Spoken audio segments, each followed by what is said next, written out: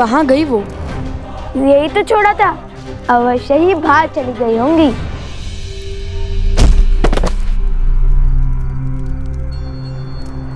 माता, भीतर आइए। माता।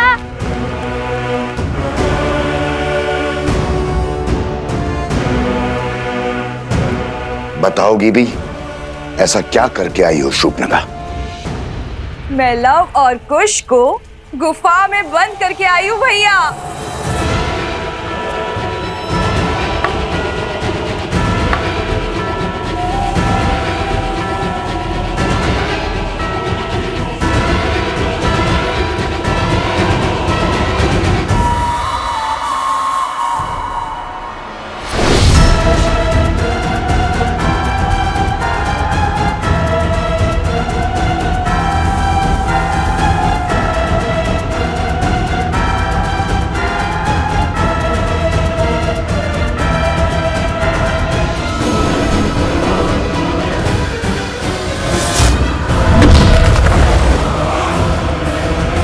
वो दोनों मूर्ख बालक गुफा में बंद हो चुके हैं। गुफा में बंद करने से क्या होगा? हमें अपने राक्षसों को वहां भेजकर उनका अंत कर देना चाहिए। ऐसा कुछ करने की आवश्यकता नहीं है, क्योंकि वो दोनों मूर्ख बालक पूरी रात्रि गुफा में बंद रहेंगे और सीता को खोजने का समय खो चुके होंगे। और जब तक वो बाहर निकलेंगे, सूर्योदय हो चुका होगा। और तुम्हारे हर संदेह का उत्तर मैं नहीं, लव और कुश की मृत्यु देह देंगी। तब तक के लिए तुम आनंद उठाओ शूर्पणखा के षड्यंत्र का।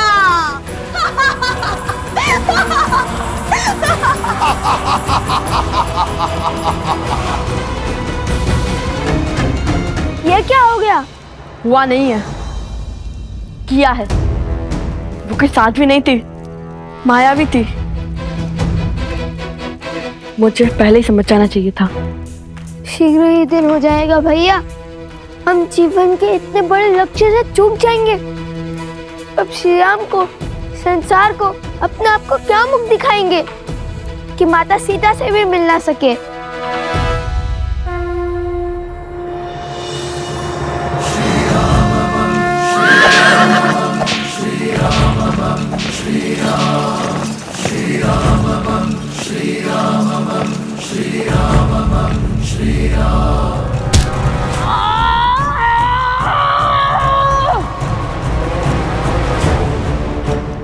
और बल लगा कुश, हमें यहाँ से निकलना ही होगा। और बल।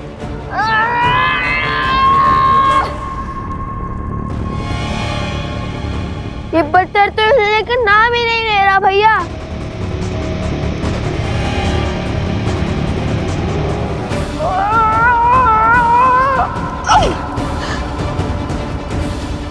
यदि हम वहां नहीं पहुंचे तो अश्वमेध यज्ञ के अश्व का क्या होगा? श्री राम को लगेगा कि हमने हार मान ली है। संकट बड़ा है, किंतु ऐसा कोई संकट नहीं होता जिसका कोई हल ना हो।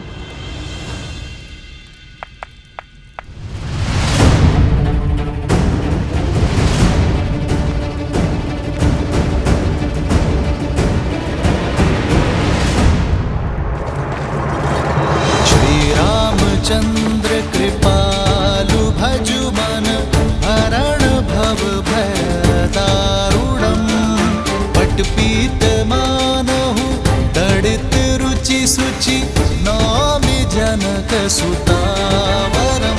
श्री प्रणाम प्रभु।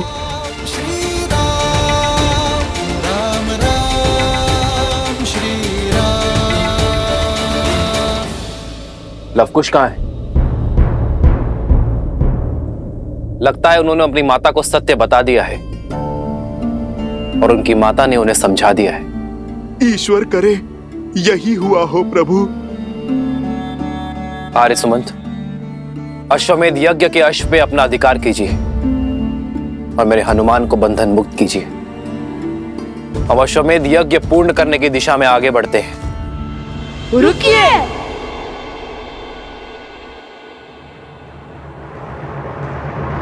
जो नहीं मिलन के हेतु रामचंद्र सिया विरह घटाने प्रकटे लव कुश रूप सुहाने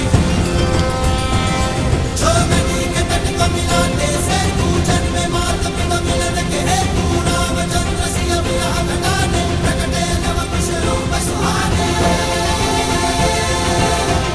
प्रणाम महाराज।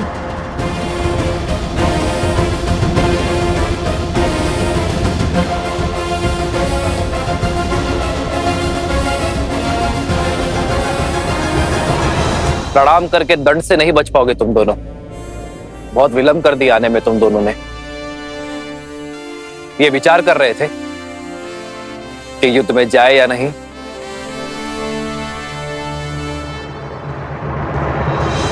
कुछ समाधान ना ही चुप बैठने से मिलेगा और ना ही सीधा सोचने से। तो अब क्या करें?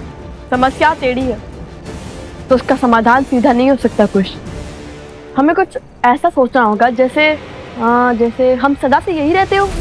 क्या भैया, ऐसी गुफाओं में तो केवल सिंह और मूषक रहते हैं। सिंह का बल लगाकर तो देख लिया, किंतु क्या आप मूषक की भांति बिल बनाकर बाहर निकलेंगे? अद्भुत कुश, आज फिर मुझे इतना उत्तम विचार दे दिया तुमने।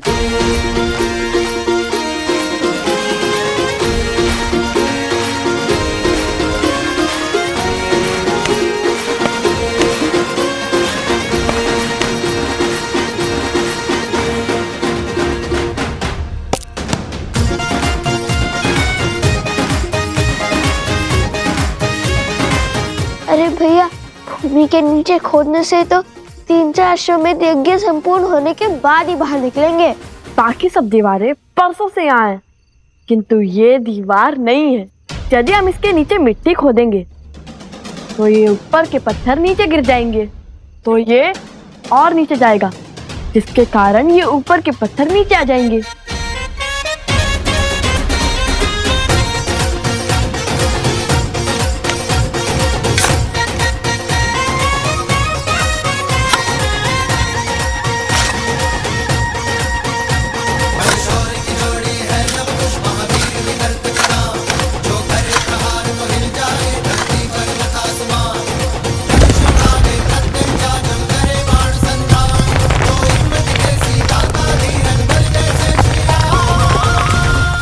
विलंब से आए हैं किंतु उचित मार्ग पर आए हैं।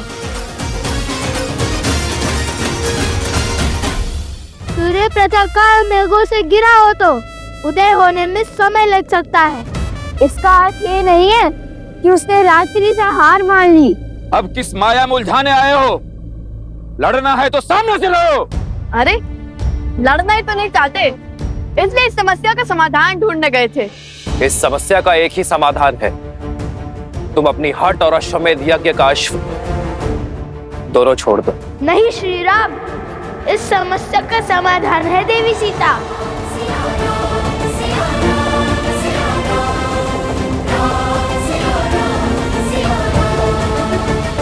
हम उन्हें खोजने गए थे, पूरी रात्रि खोजा, किंतु हम उन्हें खोज ही नहीं पाए।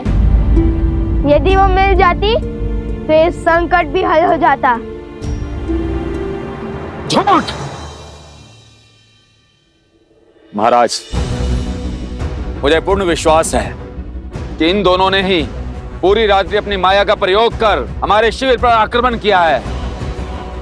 युद्ध की हर गरिमा को तोड़कर अब महारानी सीता की खोज का ढोंग कर रहे हो। धैर्य आर्य सुमंत, बालकों समय आ गया है, आत्मसमर्पण कर दो और अश्वमेध यज्ञ के अश्व को छोड़ दो।